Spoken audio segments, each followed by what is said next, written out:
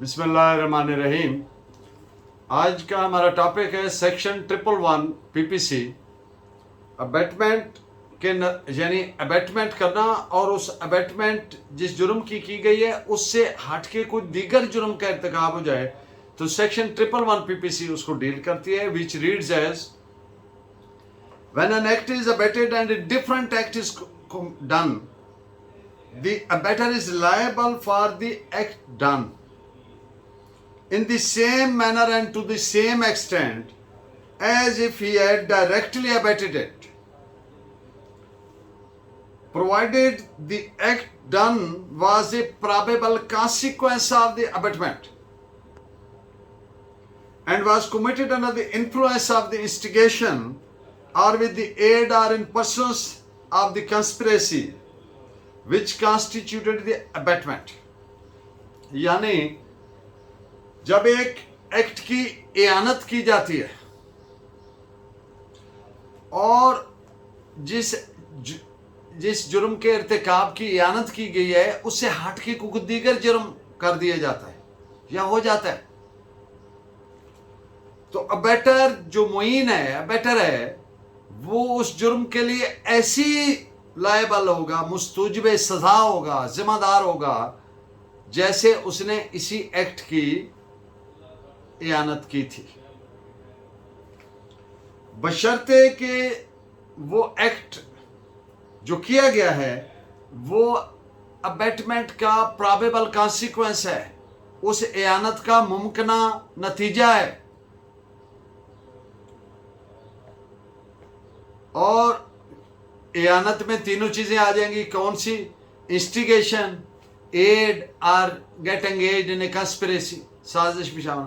तो इयानत हो गई, यानी इयानत की वजह से किया गया एक्ट जो है, अगर उस एक्ट के अलावा कोई प्रोबेबल कॉन्सिक्वेंस हो जाता है तो वो भी वैसे ही उसका जिम्मेदारी होगी अबेटर की, जैसे इसने इसी जुर्म की थी। इस सेक्शन की 3 इलस्ट्रेशंस हैं। इलस्ट्रेशन ए है, ए एक बच्चे को इंस्टिगेट करता है कि वो जेड के खाने में जहर मिलाए और इस मकसद के लिए ए जहर ला के बच्चे को दे देता है। बच्चा इस इंस्टिगेशन के नतीजे में गलती से वाई के खाने में जहर मिला बैठता है, जो जेड की तरफदारी वाला बंदा है, जेड की साइड वाला बंदा है।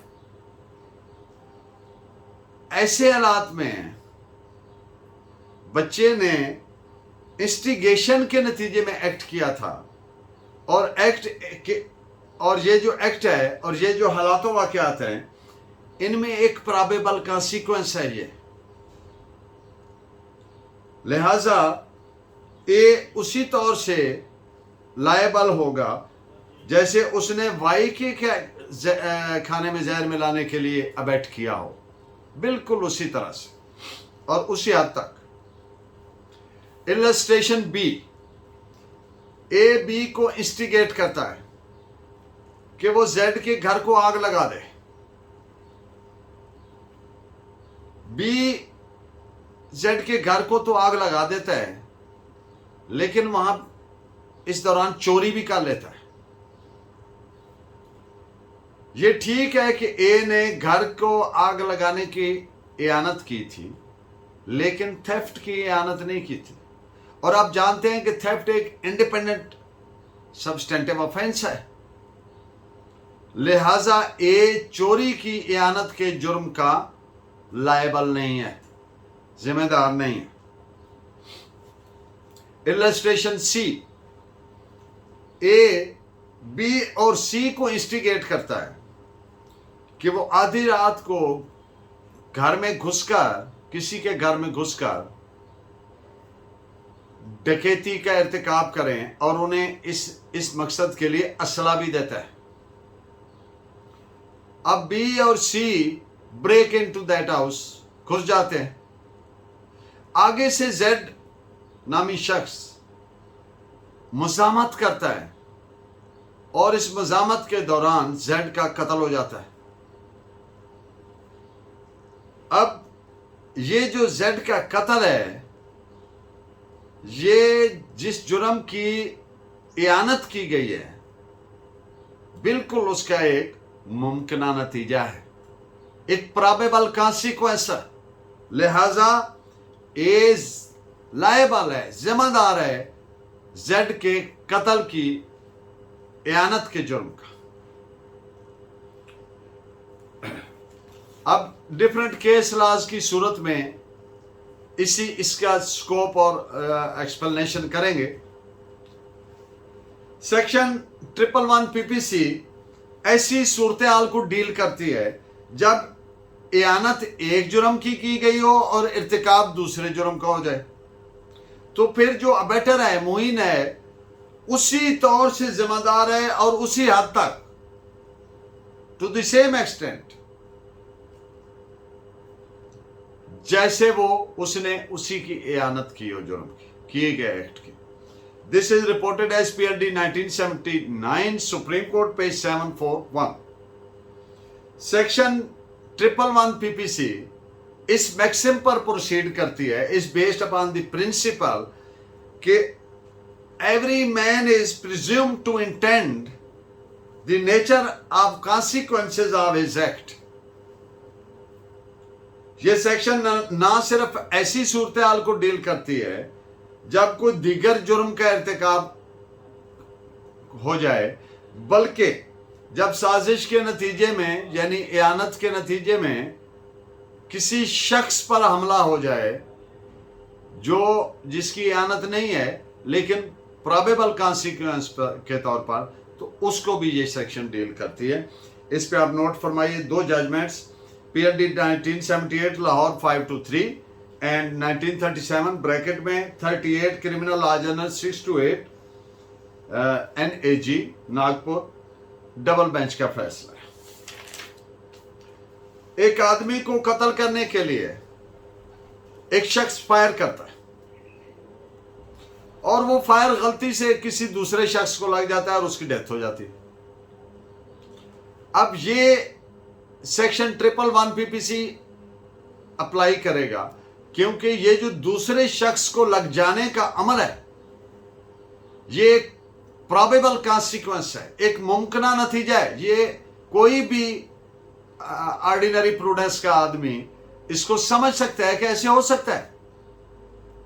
जब एक से ज्यादा लोग मौजूद हैं और एक आदमी फायर करता है तो वो किसी दूसरे को भी लग सकता है, तो ये एक आम, कोई भी रीजनेबल आदमी इसको एक्सपेक्ट कर सकता है। So this is reported as PLD 1979, supreme court 53।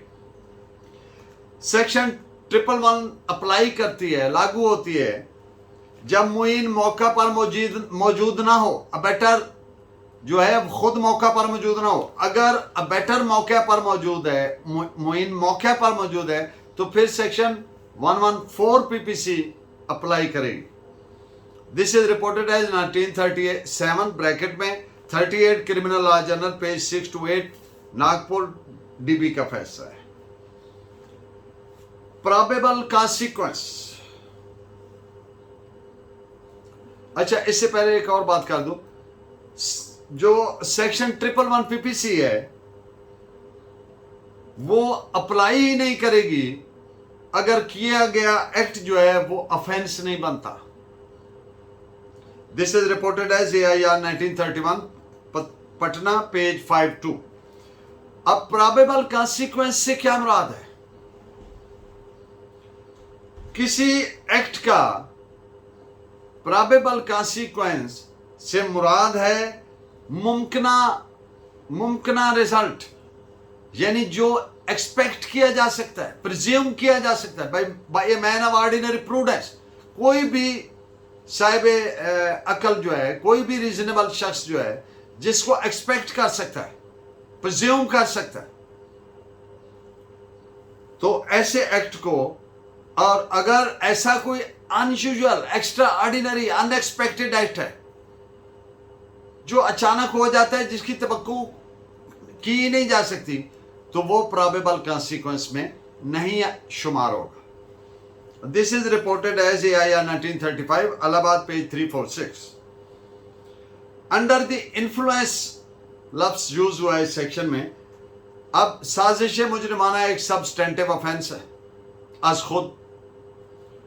जब किसी गैर कानूनी फेल का इर्तिकाब किया जाता है तो जो इब्तदाई साजिशी है यानी इनिशियल कंस्पिरेटर है उसकी लायबिलिटी बतौर अबेटर बन जाती है। This is reported as PLD 1978 Lahore page 523। एक शख्स को कत्ल करना था, दूसरा हो गया। जब मुइन की अबेटर की किसी शख्स के कत्ल की इयानत की है लेकिन गलती से कोई दीगर शख्स हिट हो गया और वो उसका मर्डर हो गया, तो जो अबेटमेंट करने वाले की जिम्मेदारी है मुइन की अबेटर की, वो उसी तौर से है जैसे उसने उसी शख्स के कत्ल की इयानत की हो। This is reported as PLD 1978 Lahore page 523 and PLD 1979 supreme court 53। Para है, पेज नंबर है 347। अब कोई ऐसा एक्ट जिसकी इयानत की गई हो इमदाद के जरिए लेकिन वो एक्ट ऑफेंस ही नहीं है तो फिर अबेटमेंट के जुर्म नहीं बने। एक मुकदमा जिसके मुख्तसरन फैक्ट्स ऐसे हैं कि मुलजिम अपनी जमीन पैडी के फील्ड में चावल की फसल लगी हुई थी, धान की फसल थी, अपने बेटे के साथ उस जमीन पर अपना कब्जा कायम रखने के लिए मौजूद था। तो दूसरे फरीक ने वहां पर हमला किया और उनको मारना शुरू किया।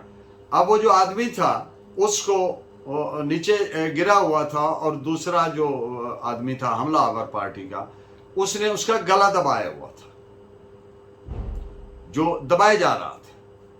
नीचे से उसने कोई लोहे की चीज अपने बेटे को कहा कि ये इसको मारो, ये मारो। बेटे ने वो चीज मारी, गर्दन पे लगी और उसकी डेथ हो गई। मुकदमा चला, अदालत ने करार दिया कि जो बेटे ने एक्ट किया है